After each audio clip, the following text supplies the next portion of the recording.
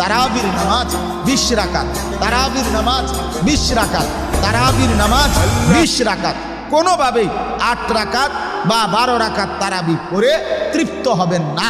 12 রাকাত না, 8 রাকাতও না, বরং 20 রাকাত। 20 রাকাত পূর্ণ তারাবি পড়েন। আর সারা দিনে কি আমল করবেন? নবীজি 4টা আমল বলছে। 1, কালেমা শরীফের জিকির করা, লা ইলাহা ইল্লাল্লাহ।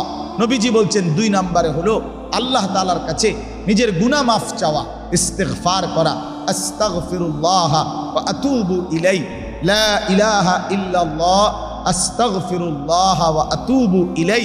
আর 3 নম্বরে আল্লাহর কাছে জান্নাত চাওয়া, আল্লাহ আমারে জান্নাত দেন, আল্লাহ আমারে জান্নাত দেন, আল্লাহ আমারে জান্নাত দেন।